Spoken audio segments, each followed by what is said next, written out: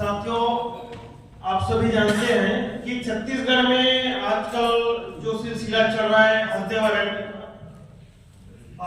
उसमें जो है छत्तीसगढ़ में भाजपा की सरकार है और हसदेव अरण्य को पूरा साफ करना चाह रही है। और साथ में आपको एक चीज और जानकर हैरानी होगी कि आजकल छत्तीसगढ़ सरकार द्वारा प्रदेशवासियों को अयोध्या रामलला दर्शन कराने के लिए एक योजना ला रही है। उस योजना में भाजपा सरकार जो है छत्तीसगढ़ पर्यटन मंडल तथा बजट पर्यटन विभाग द्वारा जो पैसा है उसको ये रामलला दर्शन में उसी का पैसा खर्चा कर रही है। साथ ही साथ आप जानते हैं कि जो मजदूर काम करने जाते हैं, जो प्रवासी रहते हैं, तो उनके साथ में सामाजिक, आर्थिक, राजनीतिक रूप से भेदभाव किया जाता है और जो है उनके साथ दुर्व्यवहार भी किया जाता है। तो ये अंतर्राज्यीय जो प्रवासी कर्मकार अधिनियम है, इसमें इस नियम का ही पूरा उल्लंघन किया जा रहा है।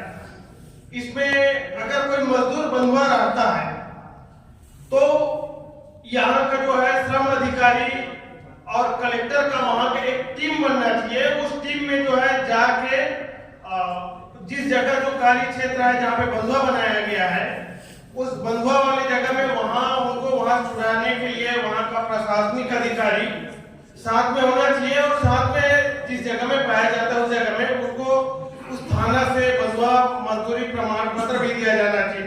लेकिन ऐसा नहीं होता है। ये जो चीजें हैं ये केवल एक राज्य में नहीं बल्कि पूरे भारत भर में हो रहा है। मुझे लगता है इन चीजों को जो है सरकार के एजेंडा में भी शामिल होना चाहिए। साथ ही साथ मैं WPC से आग्रह करूंगा कि वो इस मामले पे PIL सुप्रीम कोर्ट में दाखिल करें। उसमें क्या है कि अगर हम मजदूरों पे काम करते रहेंगे और जो कानून बना है अगर उसको लागू नहीं करा पाते हैं तो ये हमारी कमजोरी होगी। तो मुझे लगता है इस कानून को कठोर रूप से लागू कराया जाना चाहिए। साथ ही साथ आजकल सरकार जो है मजदूरों को यह बोला जा रहा है सरकार के द्वारा कि भाई तुम मजदूरी के लायक नहीं हो। अब सीधी सी बात है, जहां पे मजदूर काम कर रहे थे उन जगहों में मशीन को लाया जा रहा है और मजदूरों को यह बोला जा रहा है कि तुम काम के लायक नहीं हो। उनका मजदूरी जो है अगर कहीं पे 350 रुपए मजदूरी है, सरकार इन चीजों को शामिल करके रखे मिनिमम वेज, तो वहां पे मजदूरों को 200 रुपए ज्यादा नहीं दिया जाता।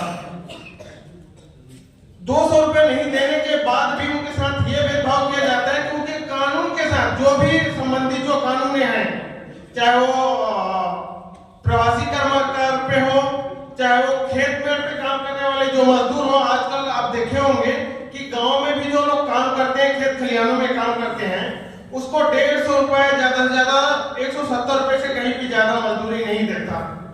और अगर इस बात का जो है वहां पे नजदीक श्रम अधिकारी के पास वो शिकायत करने जाते हैं, अपने विधायक के पास जाते हैं शिकायत करने, तो इनके सुनने वाले कोई भी नहीं है। तो इसमें भी ये कानून जो है कठोर रूप से लागू होना चाहिए।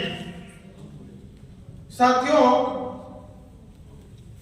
अगर कोई मजदूर कहीं प्रवास में जाता है और वहां उनका डेथ हो जाता है तो वहां भी उसका जो है कानून में यह प्रावधान है कि वो जो 60 साल जो उनका जीवन है, उस जीवन में बाकी का जो उनके जिंदगी का जो है सुरक्षा मुहैया जो रुपया है वो मिलना चाहिए। लेकिन इस पर भी पुलिस प्रशासन ना तो FIR दर्ज करती है, ना तो इस पे ठेकेदार, ना मालिक, ना कंपनी वाले कोई ध्यान नहीं देते हैं, बल्कि एक मजदूर को जो है कीड़े मकोड़े की तरह मरने पर विवश कर देते हैं और उनके लाश को कचरे के ढेर में फेंक दिया जाता है। बस इतने ही बोल के मैं अपने बातों को विराम देता हूं और एक स्लोगन बोलना चाहूंगा, बाकी साथी सहयोग करेंगे। अम्बेडकरी संविधान जिंदाबाद, अम्बेडकरी संविधान जिंदाबाद, मनोविधान मुर्दाबाद,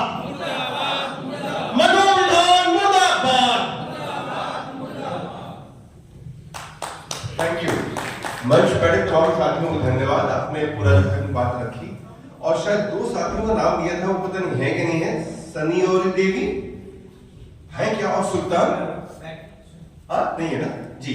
तो इस सत्र में और पहले सत्र में जो है सनी कहाँ है?